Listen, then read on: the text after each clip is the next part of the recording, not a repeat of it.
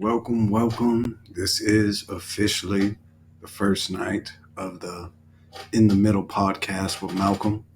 I'll be your host, Malcolm, coming to you live. As you guys can see, I'm in my bedroom, just kicking back. Um, oh, damn, my audio clip didn't kick in. Hold on 1 second. I was supposed to have there it is.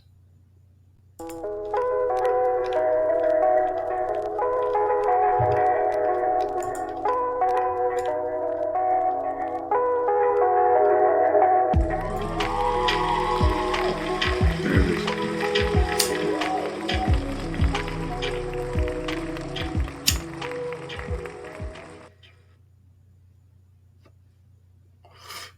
There it is. That's my little intro. I've been working on it all day. I just pretty much I went to Splice and grabbed a few sound snippets and just chopped them in together. But let's get into the meat and potatoes of tonight. Thank you for joining me again. I'm recovering a little bit. Last week I went and had my wisdom teeth removed, so if I'm a little groggy or if I mess up a few words here or there, just bear with me. I am in a little bit of pain. All right. So tonight we're going to be talking about the presidential candidates coming up in this election.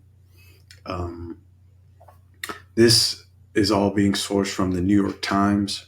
So if you guys are wondering where the info is coming from, just go ahead. You can look it up. The New York Times, 2023, 2024 candidates, and it should pull up the same article if you want to go back and read it. All right, we're going to start off with first Sleepy Joe. All right. I'm just going to go ahead and say my piece on Biden first and get him out the way. He really should just retire. Like, they need to let this man go home, like, play with his grandkids, and, like, yeah. Because I feel like the only reason the Democrats even put him in there was because he was the only one that could actually beat Trump. And that's bad when you got to get a I mean, this is 4 years. So he was like, what, 78, 79? Yeah, when you got to get a guy in his late 70s to beat Trump, you know it's bad. It's bad, bro. Let me see what else.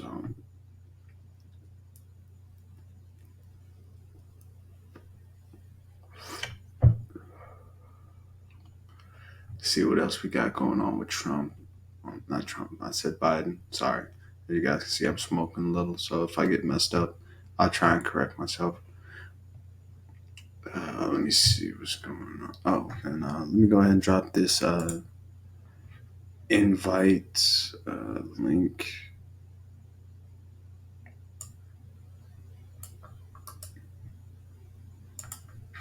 Copy.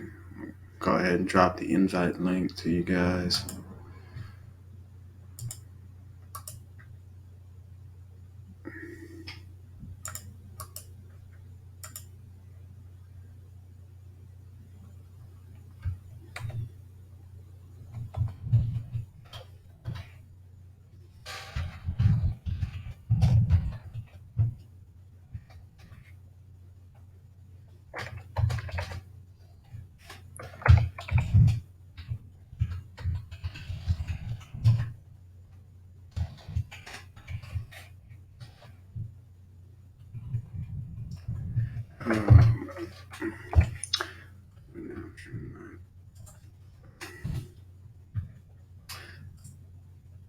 All right, go ahead and get that. So the link's posted. You guys can go ahead and join me if you want. Back to Sleepy Joe, and shout out again to everyone that's tuning in. So back to Sleepy Joe. President Biden cast himself as the protector of democracy and a stabilizing force after the upheaval of the Trump administration. Okay, I'm just going to say this now. The only stabilizing force this man needs is a cane, because he just falls down too much. Like, get this man a cane, please. He's expected to campaign on his bipartisan accomplishments, like a major infrastructure bill, and his support for Democratic priorities like abortion rights that that Republicans staunchly oppose. He is running for re-election as the oldest person ever to hold the presidency, a subject of concern among many Democrats, though the party has publicly set aside those worries and rallied around him.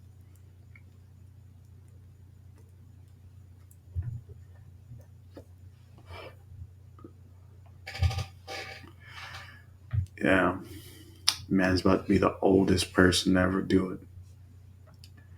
I mean, it's good. Like, you said, you the first, you're the oldest to ever do it. I mean, that got to be something.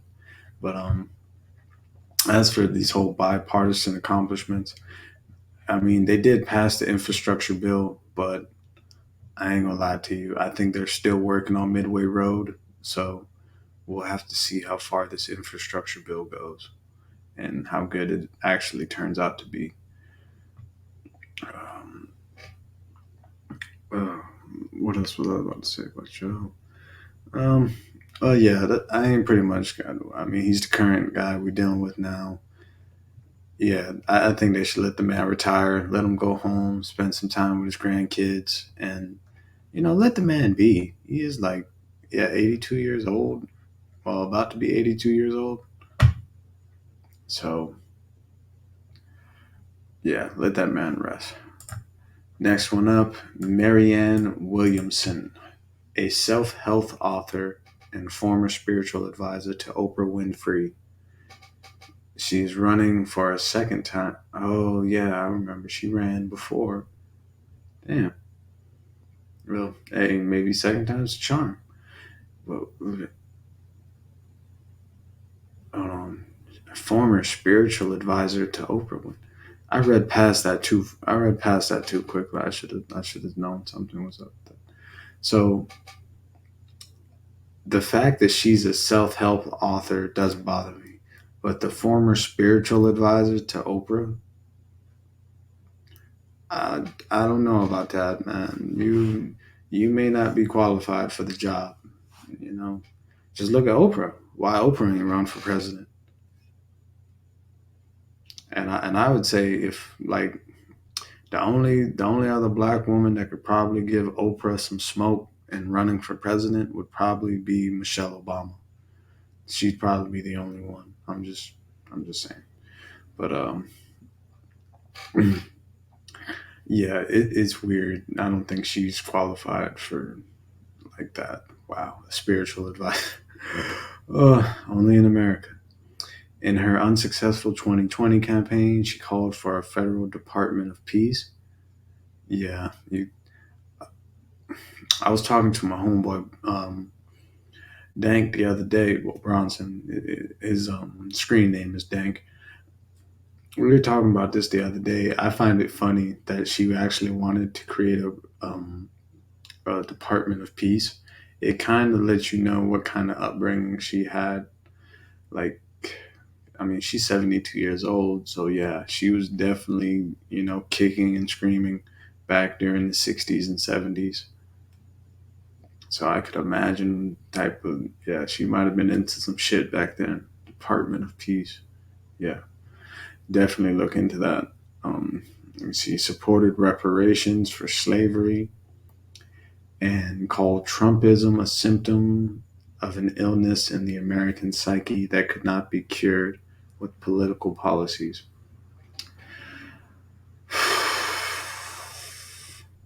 Well,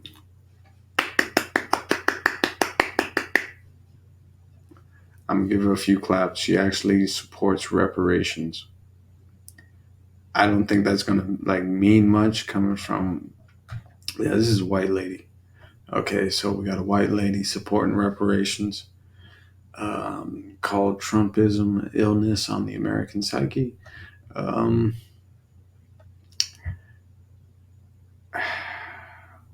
I mean, she kind of isn't wrong to say that, though.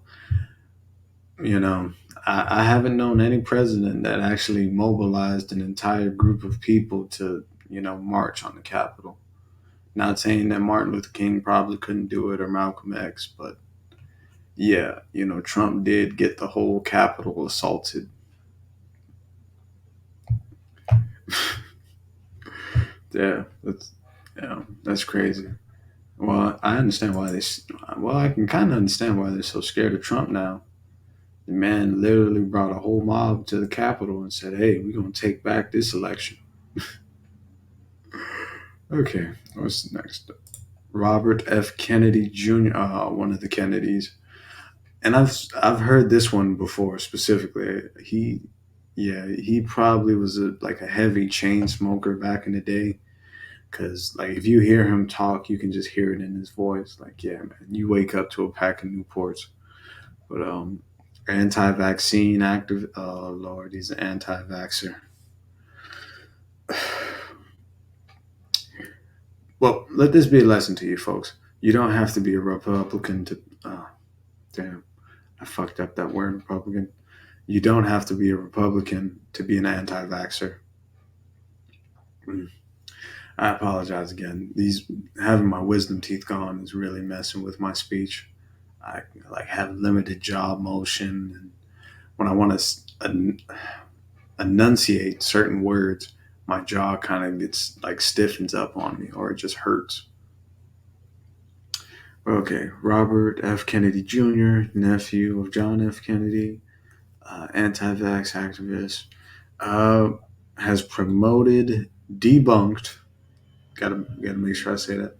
Promoted debunked claims that childhood vaccines are linked to autism and rallied against the coronavirus. Like,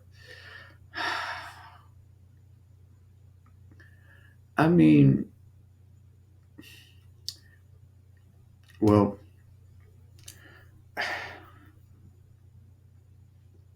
I have to pause because he is a Kennedy, so I'll give him some matter of grace for like the older generation, because the Kennedys are like a big American family, and that's probably the only reason why he can like get on the ballot like this, or well, I shouldn't even say ballot, actually just make an announcement to run like this, because he's a Kennedy. Because yeah, this is kind of like Republican stuff right here, anti-vaccine.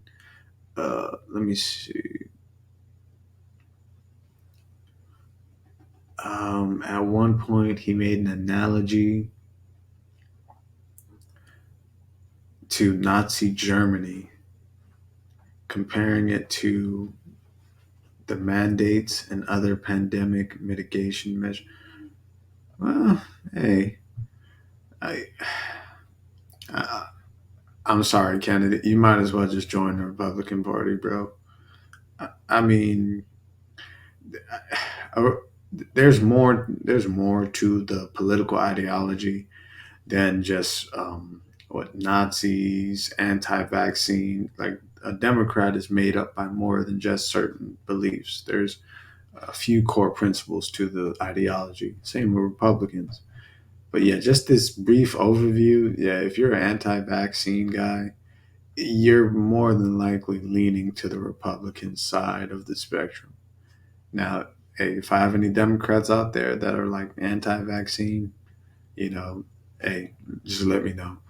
But for the most part, everyone that I've met that is anti-vaccine is pretty much Republican.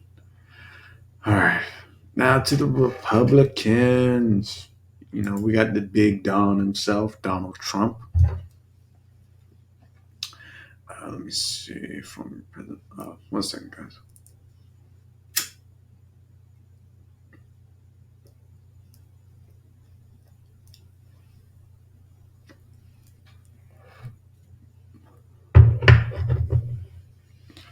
I had to take my meds. Sorry, my jaw hurts. I know you guys about to say, "Damn, dude, you smoking? You got your wisdom teeth?" Hey, it's over a week ago. The doctor said I could smoke. I'm smoking.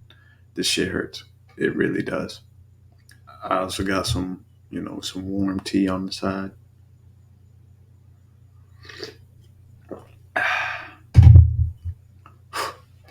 Best thing in the world. But but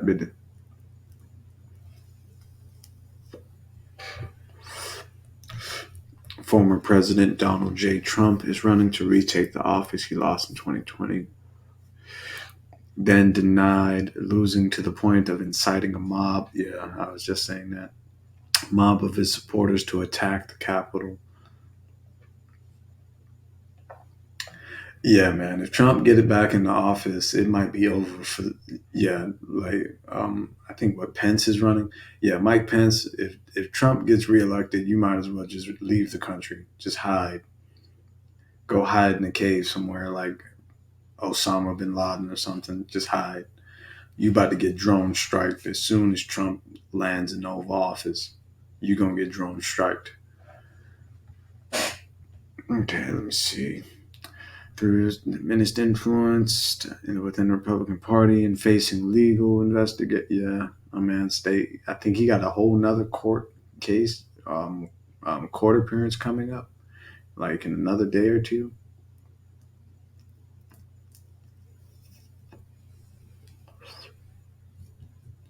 Yeah, they coming after him everywhere they can. They're really trying to stop him from actually trying to run. If I and it makes sense, you lock him up, he can't run. You know, can't beat that logic with an ugly stick. That's like saying, "Hey, shoot him in the leg. He can't run. He can't." Though somewhat diminished in the party, he retains a large and extremely committed base. Yeah, like we were just reading earlier, they that's led an attack on their capital.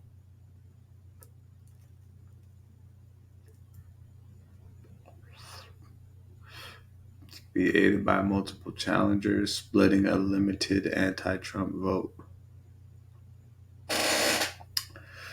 Mm, that is true because I mean, at this point now with the Republican Party, it's either you're with Trump or you're against him. So you're on this side or you're on that side of the Republican Party. And excuse me, a little parched, little parched. But yeah, the anti-Trump vote is a serious thing because the more people you got going against him, it does split the vote. So if they have like six, and come to think about it, I forgot how many the Republicans have running this year, but they have a lot. I think they got like eight different people trying to get the nomination. So yeah, it's about to be a slaughterhouse at the Republican Party. Now, here's what I think what's going to happen though. This is just my prediction. We still going to go through and read some more, but this is just my prediction. It's going to come down between Trump and DeSantis, and everyone's going to pick their sides between the two. So yeah, we might actually see the Republican Party fully split in two. So just like how we have the so basically this every political party exists on the spectrum. So you have the Democrats who have like a left and right end to the spectrum, where you have like I guess AOC all the way on the left side. She's the one that's talking about taxing the rich, um, going and feeding the poor. We got to treat this like homeless population, the homeless problem, the drug addiction problem. She's like all the way left with it, and she doesn't care about like what rich people or what rich corporations get destroyed. She's like for the people. She's one of them. And then you got like I guess Biden and Elizabeth Warren, who are like they're still Democratic and they're still for the people to a degree, but their agendas are always tied to who's backing them and who's basically supplying their campaign with super PACs. I mean, don't dox me for that. I'm not sure that all the super PAC money goes to just their campaign. It may go to other things like actually paying the people that are running on the street, handing out the flyers and stuff. I don't know what all the super PAC money goes to, but yeah, they're more like ingrained with the political system. So pretty much every, if you got a few conspiracy theorist friends, just ask them about Biden. They'll tell you about how his family and the Zelenskys in Ukraine are all intertwined and closely related. Apparently, Biden's son was getting paid millions of dollars to sit on a board of a company that I don't know. Basically, a bomb. The company didn't do good. It was like one of those, I guess, one of the stock market pump and dump or boiler room things. There's some details. I didn't get the full details of the situation, but yeah, Elizabeth Warren and Biden, they're on the right end of the Democratic spectrum, so they're more entwined with the system itself. They understand that, hey, we at war with the Republicans, but they're still in the same room with them, at the end of the day. Because regardless of like this whole Democrat Republican, BS they want to feed us and make us divide ourselves, these people all like they're still in the same room together talking to each other hours on end for days at a time. And there are things we just don't know. What goes on behind closed doors, you never know. But that's the spectrum of the Democrats. For the Republicans, yeah, it's pretty much like I said earlier. You got Trump on one end, and then you got DeSantis on the other. We got a few other like up and comings. Like I think we got two black dudes, Larry Elder and Tim Scott, running for the nomination. We'll get into them in a second. But yeah, as I see it now, it's pretty much between Trump and DeSantis in terms of who gets the Republican nomination. It's and I mean I'd like to see a black Republican actually win because it's nice to have another black president, but I don't think Larry Elder or Tim Scott can sway enough of the Republican Party their way. And I know people want to say, "Oh, why you believe it's racism?" Yeah, it's totally racism. With the Democrats, they're enough, they're more liberal in their leanings to where having a black president wouldn't really even bother them now. Honestly, I think we're about to have a trans person come out of the Democratic camp. I think we had like two or three senators that are like somewhat trans or queer or well LGBTQ plus are part of that community. So yeah, coming out of the Democratic Party, there might be some serious what the fuck moments. But as far as the Republicans go, I don't believe the party's ready to back the black. Oof. Try saying that with your wisdom teeth gone. Yeah, I don't think they'll back the black. So Larry Elder, Tim Scott, I wish you guys the best and go get them. But yeah, I don't think the Republicans are really going to support you like you need to. Let me go ahead and light up again. Now.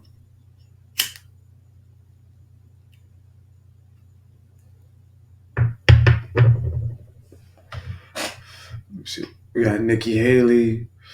I remember this lady. She's against abortion. Let's see. Wants a new generation of leadership. Emphasize her life experience as a daughter of Indian immigrants. Oh damn, she's Indian. Okay. I don't know, magic. What would that be? I mean, I don't know. I might have to do my research on Williamson again. Excuse me, I do have to admit to my racism there. I did say that Williamson was just a white lady. She may not be. I may have to go back and do some research on her. But as Nikki Haley goes, I'm surprised. I didn't know she was Indian.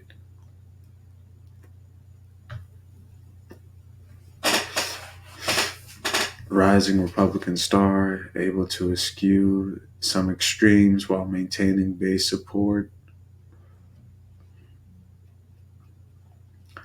Removal of Confederate battle flag from grounds of South Carolina Capitol.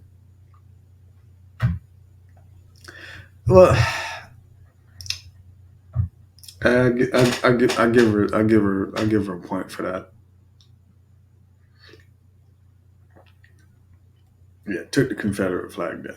I mean, there's still people griping about it, and some people don't want to take them down. But listen, they were a Confederate state.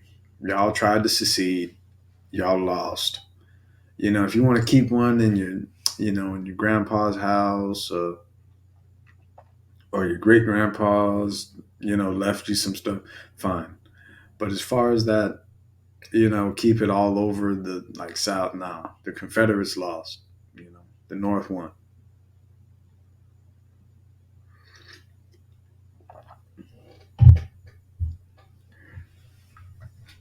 But yeah, I give her a point for that. She took the flags down. On again, off again, and Brit. Well, yeah. I mean, they all did that. So listen, people, don't give the Republicans flack for flip flopping between Trump and stuff. They ain't got no choice. When the man gets in office, you were either with him or against him. And like, yeah, Mike Pence is a prime example of that. We all saw what happened with Mike Pence. So that shows you what could happen when you get on Trump's bad side or the opposite side of the Donald Trump and his supporters. I got to put "the" in front of his name because, that's Trump, former president. But yeah, it's going to be a lot of that embrace and rejecting Trump throughout this whole article. I can see that just from reading hers, because you only have no you. Because I think with DeSantis here in Florida, our governor, he was like that. He had beef with Trump, and they were cool at first, but now they ain't seeing eye to eye. It happens. We all went to school. We all lost a few friends. Okay, Vivek Ramaswamy. All right. So, multimillionaire entrepreneur and author described himself as anti woke and named for himself in the right wing circles by opposing corporate efforts to advance political, social, and environmental causes.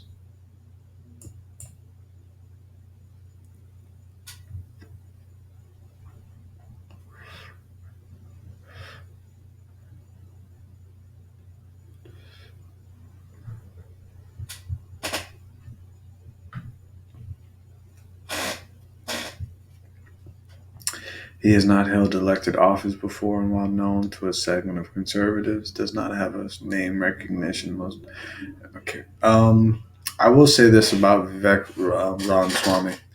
He's basically one of those stock market cats. He was part of a biotech company, made a bunch of millions of dollars because he got shares. He was a part of the board, so he was able to sell his shares onto the market once it debuted.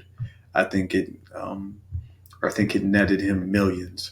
Like basically, he got rich in the biotech sector. So he's pretty much a stock market guy coming in, saying, "Ooh, look at the money I made. I can make America great again." Kind of like what Trump was doing. Only his record probably isn't as long. It's probably as sketchy though. Trump has a sketchy business record now that I think about it. But yeah, nah, dude, you ain't finna get it. Like, especially because the way the internet is now, most people can pull up your information. There's probably a news reporter somewhere that already like dug into his like tax returns from like 2 3 years ago.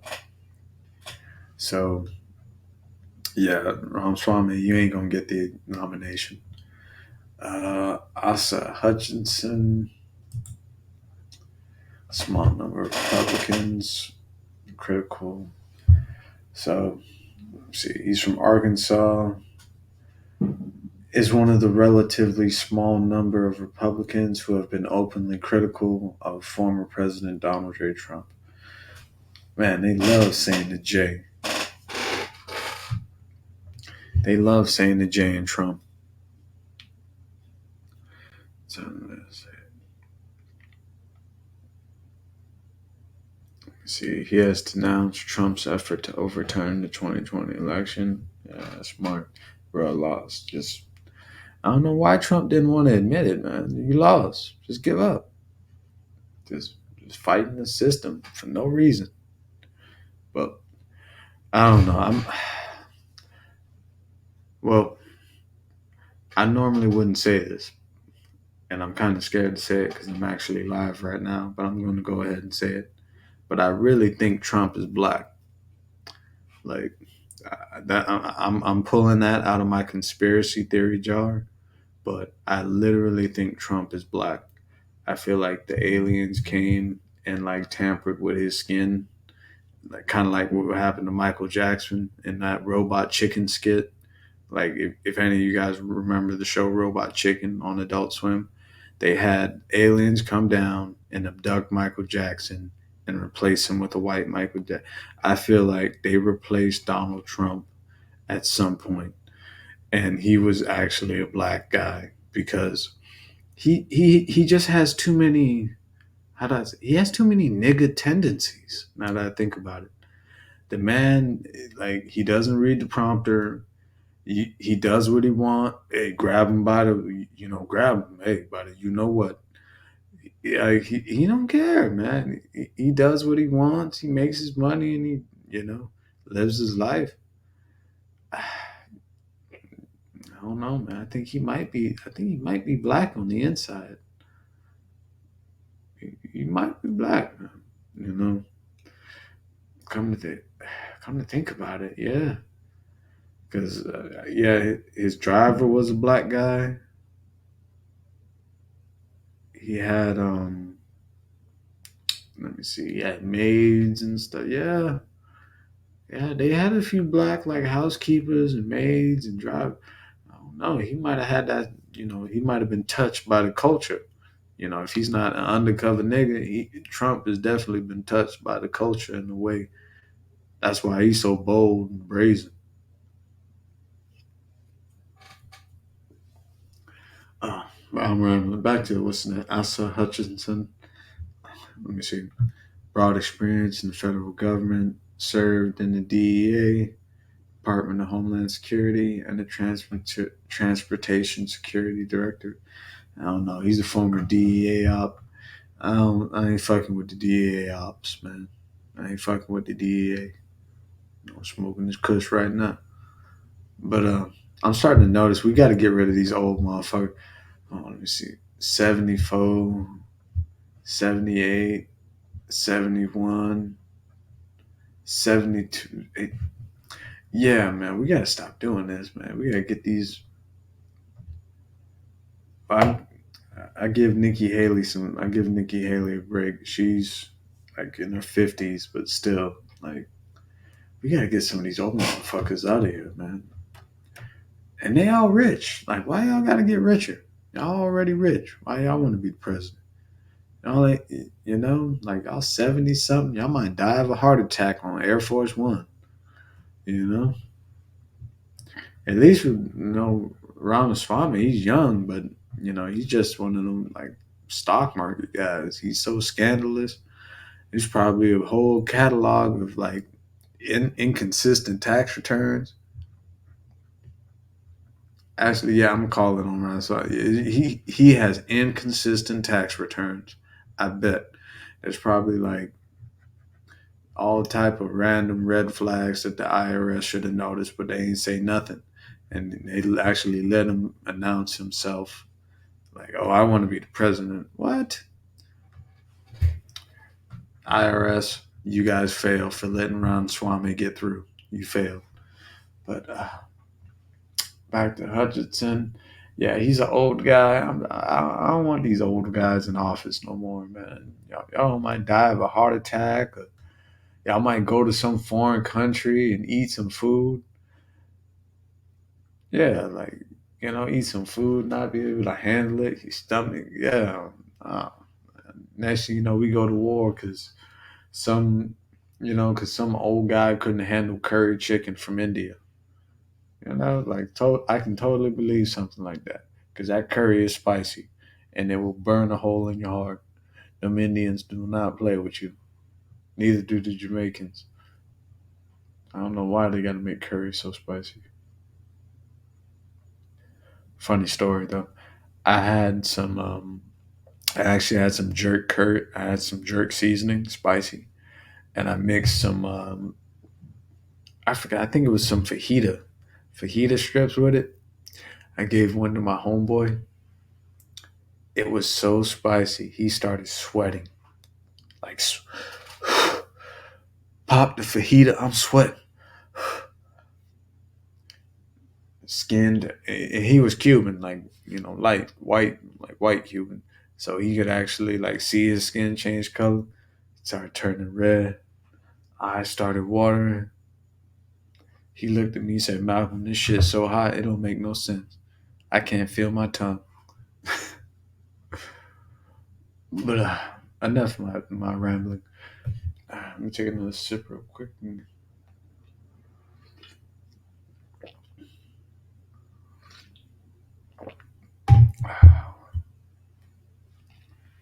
But back to Larry Elden. So, unsuccessfully ran against Governor Gavin Newsom in California back in 2021. Has been a prominent conservative. Oh, yeah, I remember he had a talk show. All right, yeah. Now I remember this nigga.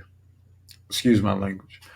If you guys have kids listening, I'm gonna warn you now. I might slip up and curse. So if you have kids, please, parental advisory. This is your only warning. So Larry Elder is the definition of what I would consider bootstrap politics. This is the man. He don't want to hear about your excuses. He don't want to hear about why you were late. He don't want to hear about why your girl leaving you and you said. He want to know why you did not make it to work on time. Why you crying, feeling sorry for yourself. He's literally, if you look up bootstrap politics, his face is probably up there, right next to Thomas Sowell. So yeah, he's one of those. He's one of those take no nonsense black people. He's gonna tell you, hey, get off that welfare, get out that Section 8, go make something. You ain't supposed to stay in here for 10 years. He's one of them. So black people, if you vote for Larry Elder, just know you better be about your grind and your hustle. Because he ain't about the food stamps or the welfare. He is not with the welfare state. He is not a friend of Section 8.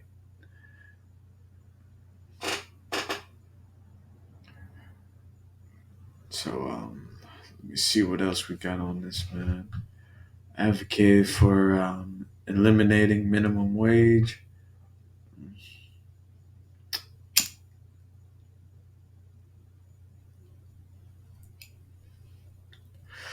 I have been rambling on for a minute. I'm actually say that's a good point to ask any of my viewers right now. Tell me, what do you think would be a good minimum wage?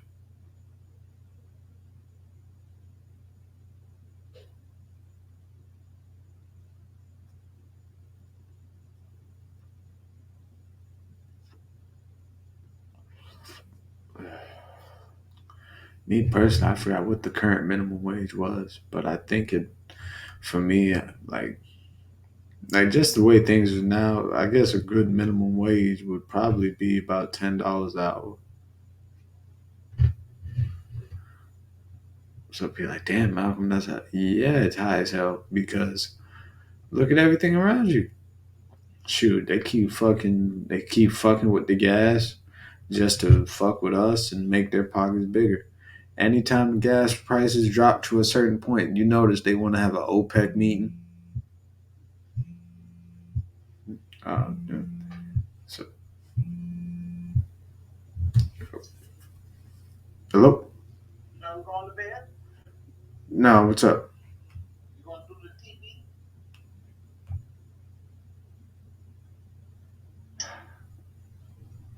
All right, 1 second.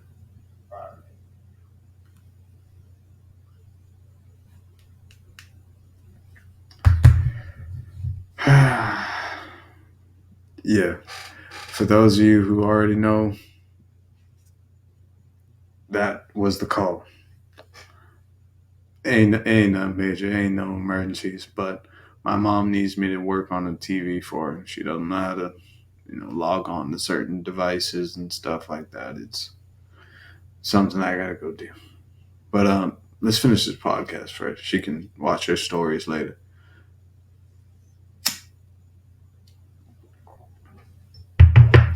Where was I before the call? Oh yeah, the minimum wage. Yeah, $10 an hour is my minimum wage.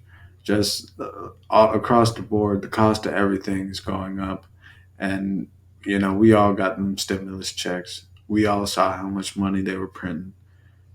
Like, yeah, it's only natural that the minimum wage should increase. I know in some places they talk about getting it to $15 an hour.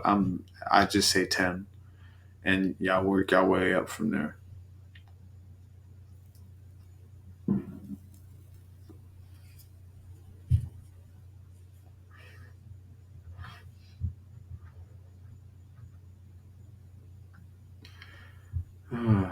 Let's see, minimum wage, heavily on crime, school choice, and opposition to pandemic mitigation. Okay, so he's anti-mask, heavy on crime, and school choice.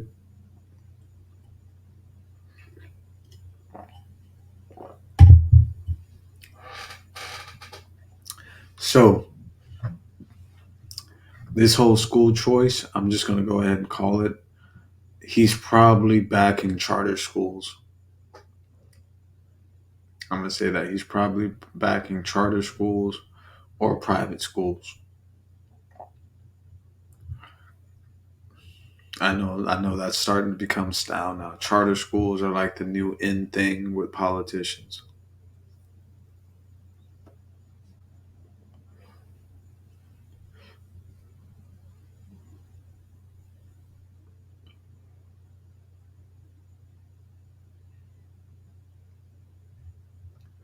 Let me see. Anti-mask, heavy on crime. Well, in a way, like, well, where's he? He's in Cali, so I mean, in California, it's weird because like we just had PNB Rock get killed out there. Like it's well known for the like it's well known to be a dangerous place. So I mean, I can't really knock a guy from Cali for thinking being tough on crime will help stamp out the bad seeds. Because the truth is, some of these dudes need to just they need to feel the wrath of the blue. Shout out to that the cops watching the stream. But yeah, there's there's no way you can be in Cali and not notice the crime. They got like millionaires getting their houses broken. Oh yeah, Pop Smoke got killed out in Cali. Yeah, it's starting to get bad out in California. Well, I mean, it was already bad. The homeless and crime. Yeah, that's not a surprise. I would say keep your eyes open for that. In any place where there's a high crime rate, expect for the because I think was that in Georgia or Atlanta. They're trying to get like a cop city or something.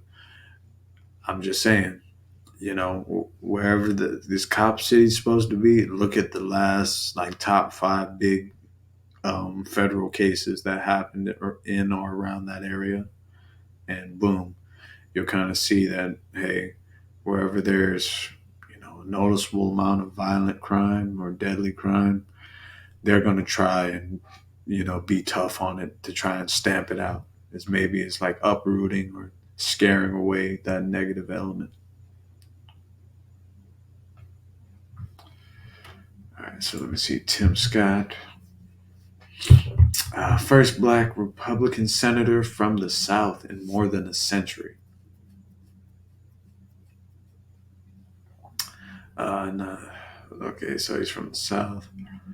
Um, he has been one of his party's most prominent voices on matters of race. Okay, we got one speaking out on race. That's good. He has often navigated a political tightrope, supporting some police reforms, for example, while arguing the Democrats are wrong about the persistence of structural racism in the United States. He was raised by a single mother and was a failing student before meeting a Chick-fil-A owner who mentored him and he says taught him conservative values.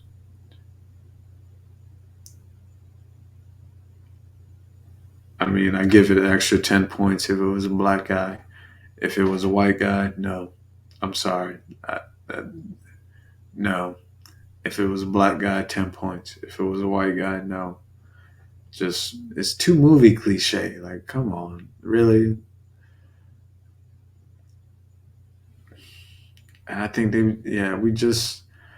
did that. Like, Keanu Reeves was in that movie. What's that one movie where he saved the little black kids from inner city crime? All the yeah what's that yeah, I ain't with the white savior narrative. I know it happens sometimes. It's not always about skin color, but yeah, I have to give him more credit if it's another brother, because then boom, a lot of people say black excellence don't really spread because the most excellent try to shy away from us, or shy away from their own people, because a lot of people, like, they make their money, and a lot of these rappers, they get that money. What's the first thing they do? They leave the hood, get up out of here. Same thing with the ball players, buy mama a new house. It's just certain things that come with success and money. It kind of drives you away from the negative aspects of your life, even if you feel like, or in a way, it would probably do better to help them. Like, so hey, anybody about to go blow 60,000 in the strip club tonight, you should probably keep about 40,000 of that. Maybe go down to your local college, fund a grant for like 20 grand, help like four kids pay off like some college debt, or go through like their AS degree or a couple classes free. Or what is it, trade? Yeah, if they have trade programs at the college.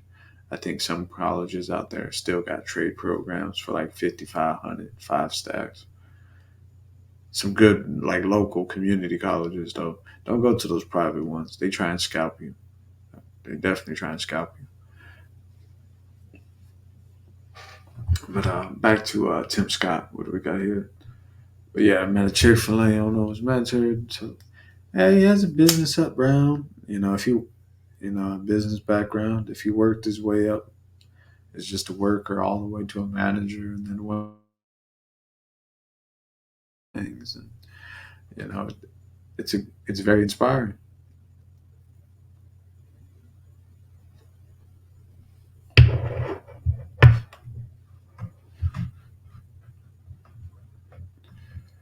Oh, my dog DeSantis. Shout out to a real nigga. I'm gonna say this too. I think DeSantis is low key black, but he don't want to accept his blackness. I know I'm gonna drive the ire of a few people, but yeah, I feel like the aliens came and got him too, and swapped him out for like someone else with white skin, because he is just as outspoken in a lot of ways as Trump, but he's more. I would say what's a good way in which Trump can be arrogant with it. He's more cavalier. Yeah, I had to get a fancy word for y'all. I had to get a fancy word, cavalier. He's more cavalier with it.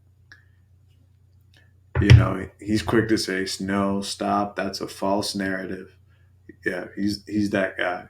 So if you ever go to a DeSantis rally and try to speak up, he's going to shut you down quick with, no, that's a false narrative, faster than you can believe.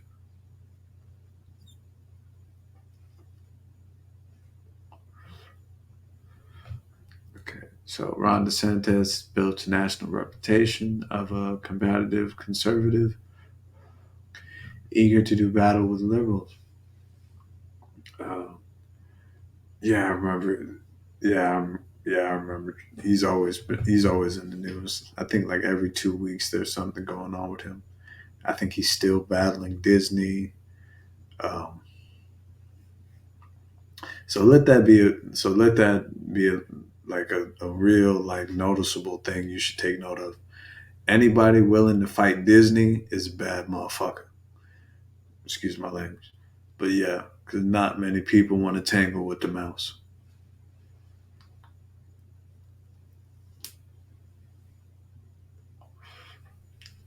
Let me see. As governor of Florida, he has a laissez-faire for you French people, laissez-faire response to the coronavirus pandemic, and with the help of allied state slature,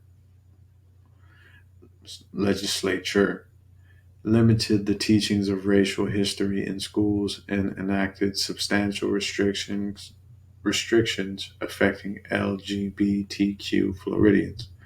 He has also made extensive use of executive power against political opponents, from a local Democratic prosecutor to Disney.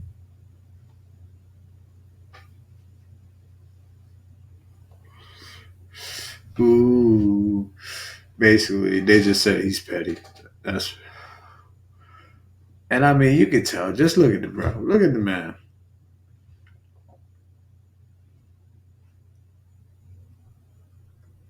You know, as in high school, he probably was that guy that. Wait, not kind of think. But did he play baseball? Yeah, I think he was a baseball player back in the day. Yeah, if you met him when he was in high school or something, he was probably that smug kid that always had to get the last word in, or always had to cut you off before you could finish your point. He was never the one to let you get your glory or get your 15 minutes of fame. He will cut you off.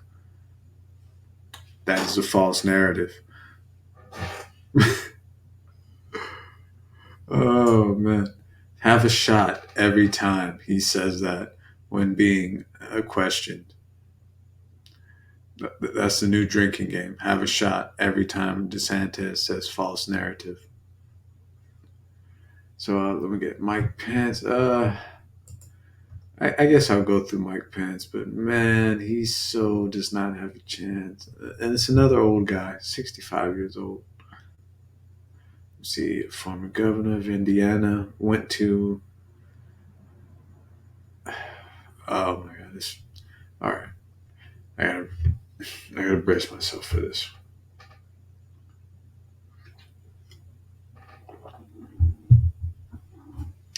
Take a shot anytime you read a news article and they use Trump's full name. Mike Pence, a former governor of Indiana, went from doggedly loyal vice president to Donald Trump to the target of Trump supporters' violent rage on January 6th, 2021, when he refused to help overturn the 2020 election results. An evangelical Christian, and I'll give him his points for that because if you ever see them on stage together, whenever Trump says something radical or way like far, that's like kind of more like with an aggressive tone that could be taken in a negative light, Pence will come through and say something that kind of, yeah, we're gonna fight real hard. We're gonna give it our best shot, and if we don't get the results right away that we want, we'll ask for a recount, and we'll see what true democracy is like. He'll try and smooth it over Because yeah, it's hard to be the mouthpiece behind Trump. I don't mean like speaking for him. I literally mean like speaking after him. Because Trump is the type of nigga that wants to speak first. I really believe. So, okay, an evangelical Christian whose faith drives much of his politics, he has been notably outspoken about his support of a national abortion ban, even as public backlash to the overturning of Roe versus Wade has made other Republicans more cautious on the subject. And this whole abortion thing, yeah, I'm probably going to read that again. So, Chris Christie, oh man. But let's go back and start a count because I totally forgot to keep count of this. Sorry, I have my mouse scroller on free roll. It comes in handy when I'm playing certain PC games. Okay, so we are at 1, 2, 3, 4, 5, 6, 7, 8, and Chris Christie comes in at number 9. So, for the love of God, they got 9 people, and the Democrats only got 3. That's if that doesn't show you how like really divided the Republican Party is, it, it I mean, man, y'all got like over 9 different people running for the nomination. And I mean, it's open, y'all, it's all fair competition. I'm pretty sure it's not all, beef between everybody. But just watch how they tear each other apart on the mic and in interviews. Watch how each of these politicians tear each other apart. And then when someone gets selected for the nomination, they be like, "Hey, what's up, man?" I ain't mean all that stuff I said about you and your mama. It was just, we were competing for the nomination. It was just fair competition. Like when Trump ran, and a lot of Republicans didn't like Trump. After he ran and won, a lot of people were on Trump's team. I mean, you had a few holdouts, and you saw what happened to them. But back to Chris Christie. All right, as governor of New Jersey, Chris Christie drew accolades for his management of his state's recovery from Hurricane Sandy and commendation for a scandal. I'm sorry, condemnation. Damn, they hit you with they hit a nigga with a fancy word. And condemnation for a scandal surrounding the closing of lanes onto George Washington Bridge. I think was that the Bridgegate scandal.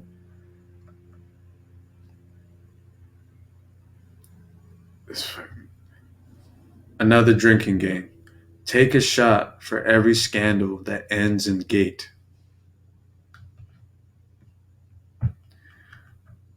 All right, let's go back.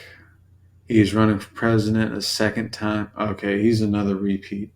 So yeah, he ain't gonna get the nomination. I mean, it's nice to see him try again, but yeah, you ain't gonna do nothing. Uh, has worked with Trump in the past, briefly leading to helping him.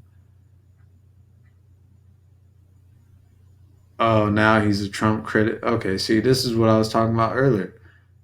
In 2016, he was on Trump's team.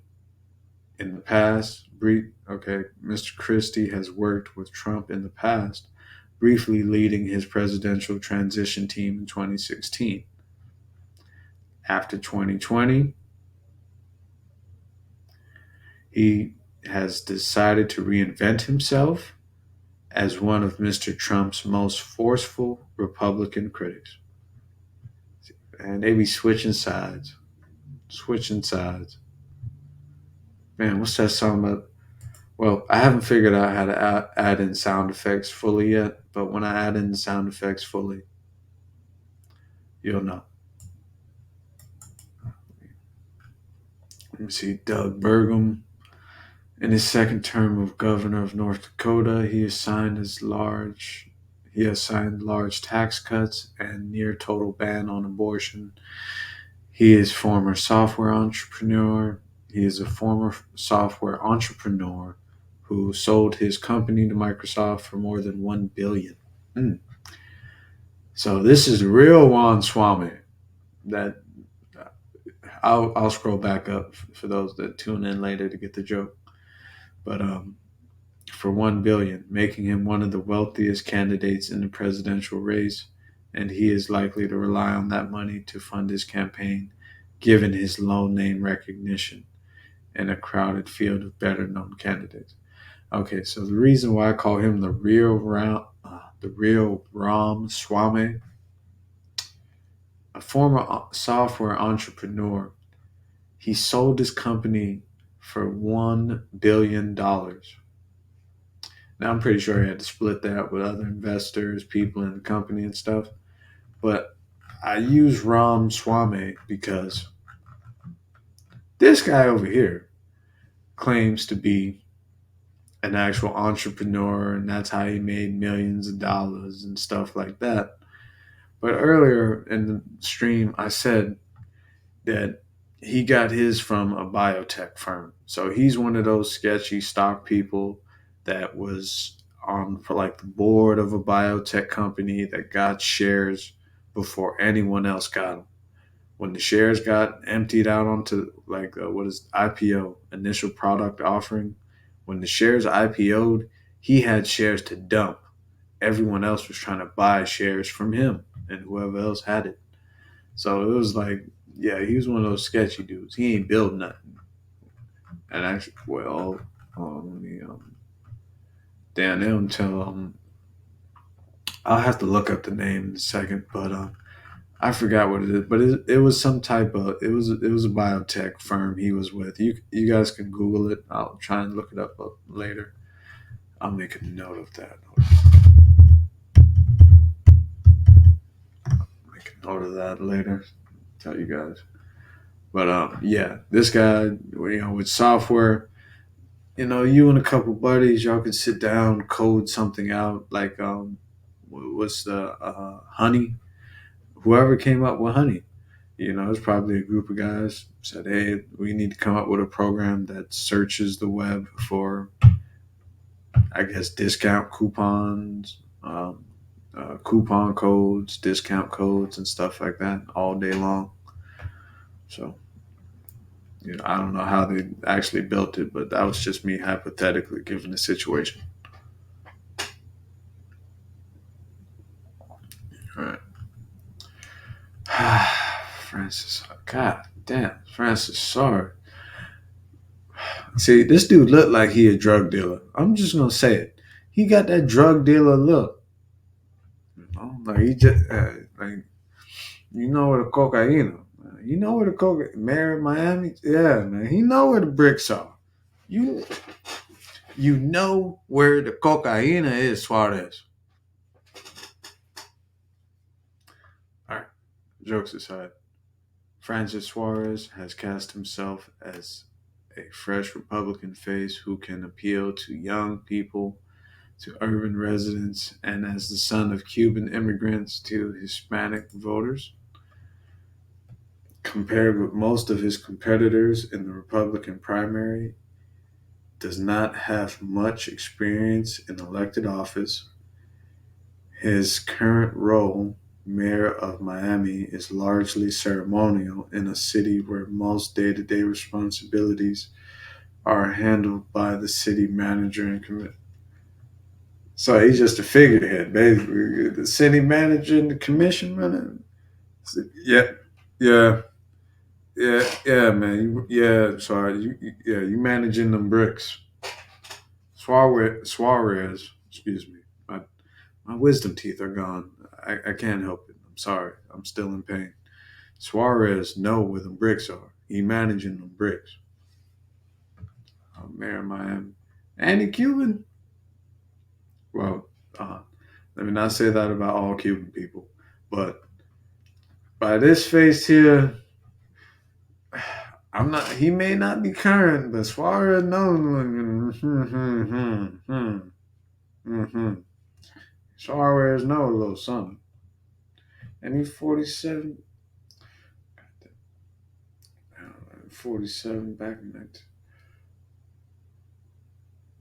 Well, nah, he would have been like a little young teen, young preteen, I guess, back in the 80s. Who knows? He might have been a little different. I'm scrolling around too much. Sorry for disorientating you guys if someone was reading the actual screen. My bad. I've been getting into that habit too much while I'm rambling. Uh, Let me see. Will Hurd, former CIA. Oh, Lord. God.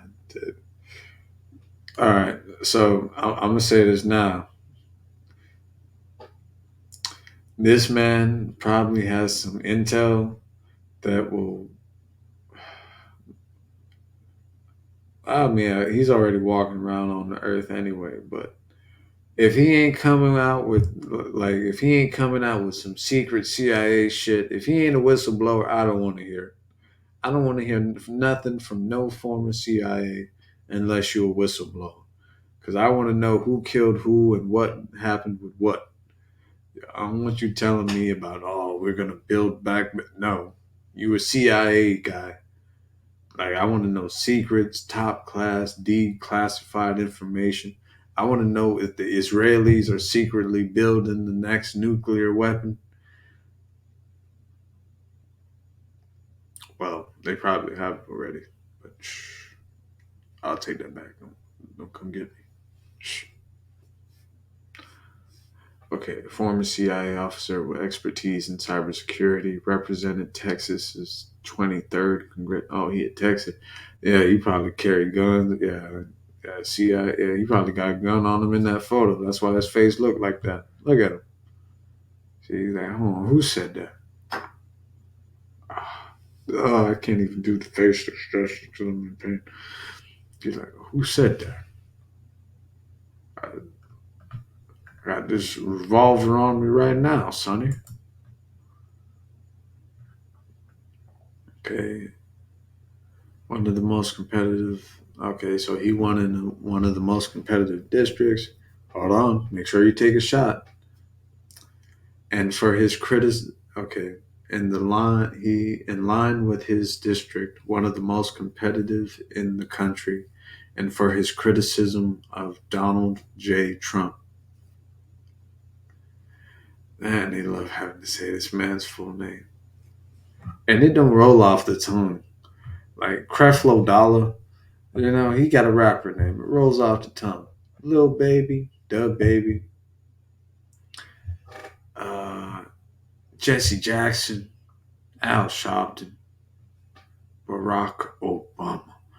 It doesn't roll off the tongue, but when you say Barack Obama, a part of your blackness just, wants to say Wakanda forever.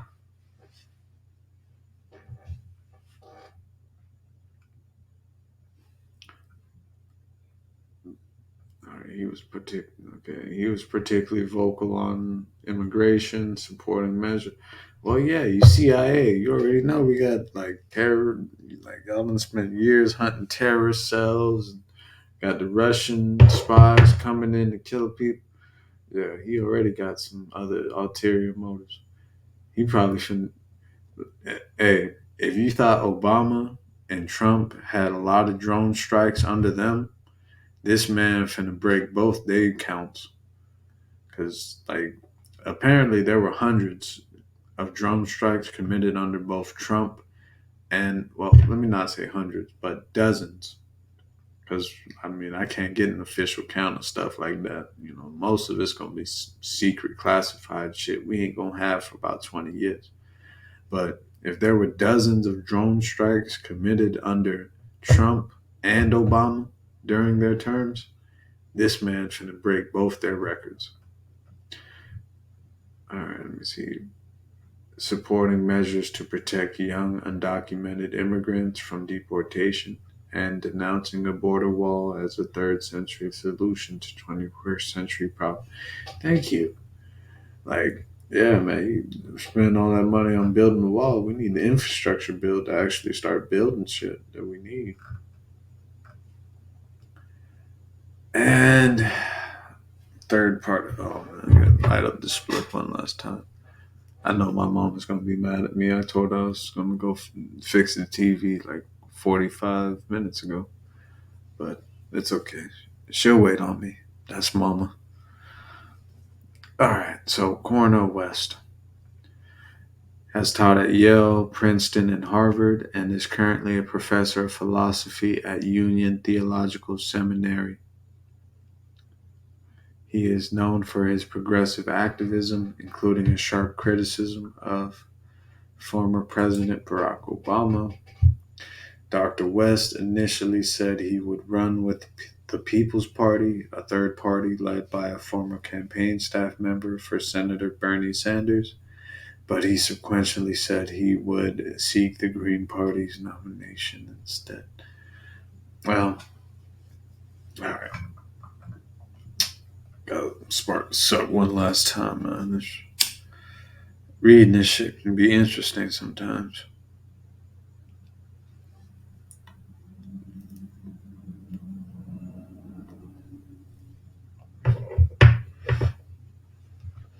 So,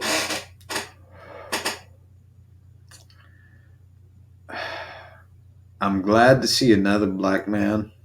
Like, we got like three on the ballots. Well, we got three running, but I feel like he would have been better used in the Democratic Party because they would have had the platform to push him harder. In truth, I feel like it should have been Cornel West and Bernie Sanders for the Democratic Party. Simply because Bernie already got the hearts of the youth.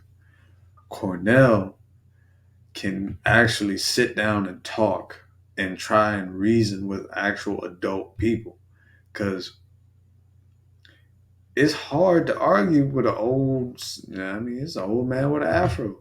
So he's lived through segregation. He's lived through the whole civil rights movement. He's, been here step by step to see what's going on in Black America. So compared to, the other two brothers, Tim Scott and Larry Elder on the Republican side, yeah, Cornell should have went with the Democrats on this. I don't think People's Party or the Green Party have the platform to really push him to a large enough audience.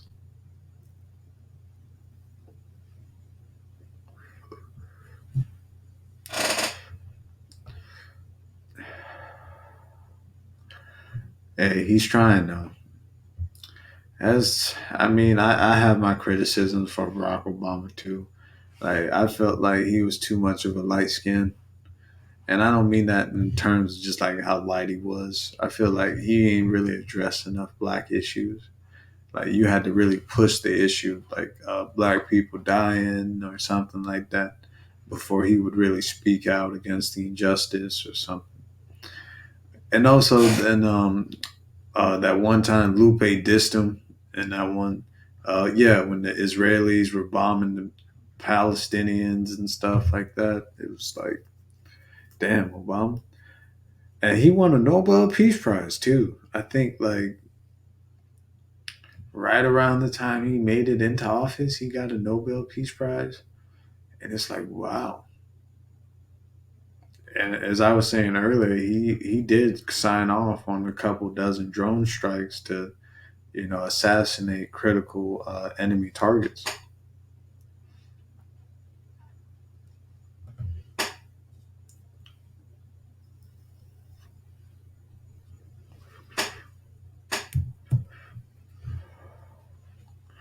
So I mean, yeah, he's one of those black people that'll call Obama out on his BS. He didn't really do a lot for black people like we thought he would. I mean, he did more for the. I mean, I'm glad he did something for the LGBTQ plus. God, it's hard to say that 5 times fast, especially when your wisdom teeth are gone. But Yeah, I feel like he did. He didn't. He had a more impact on the gay community than the blacks. I felt like he should have done more. I felt like if anyone should have addressed reparations, it should have been Obama. And then I, I'll notice this too. None of the black candidates are talking about reparations. It's um, let me take it all the way back to the beginning. Hold on, I'm gonna just zip up.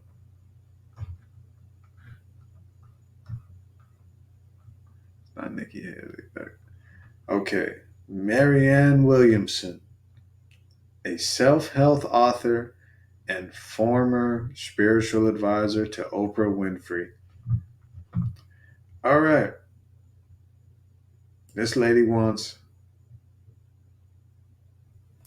Um,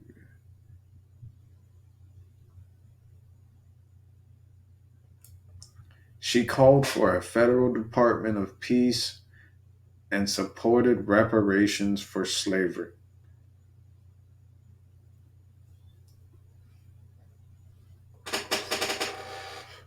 I'm gonna let that sink in for a second.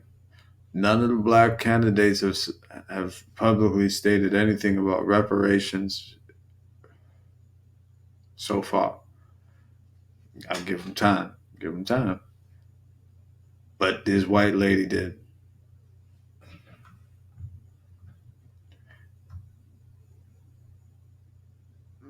And she may not be white.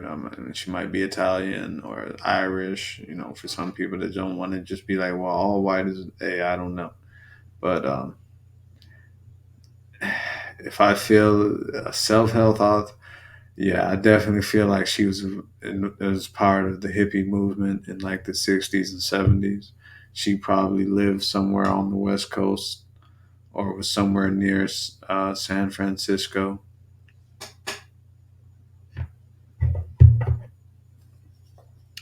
But yeah, that's crazy. None of the black candidates kind of spoke out about that as like a major like standing point as their announcement, but she did.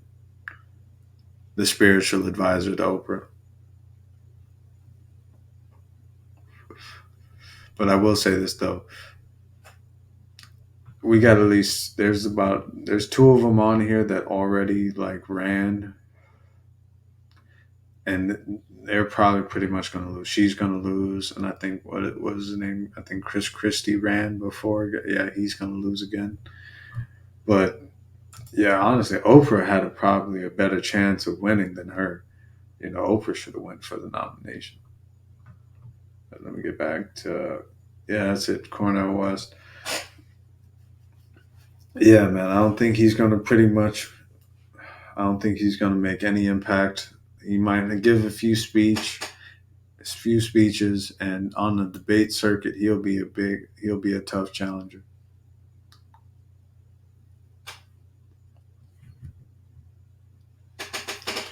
But I gotta wrap it up, guys. Thank you for tuning in with me. I appreciate you for sticking with me for however how long it's been. I know it. Well, damn, it's been over an hour. Hey, tried to make it a good show. Hopefully, you had a few laughs. Hope you learned a few things.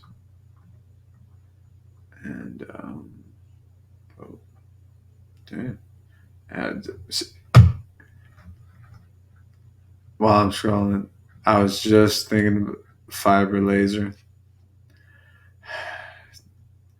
If that doesn't tell you our computers and cell phones are listening to us, I was just talking about one of those earlier today at work, and now I scroll up and see an ad for one. Well, what is damn what? I got some nerd friends, and probably I got some nerds I'm familiar with. I'm gonna have to check with them. Cookies, there it is. Cookies. They're like little like digital crumb trail that you leave across the internet. So certain ad programs and stuff can project these products to you off the rip when you visit the website.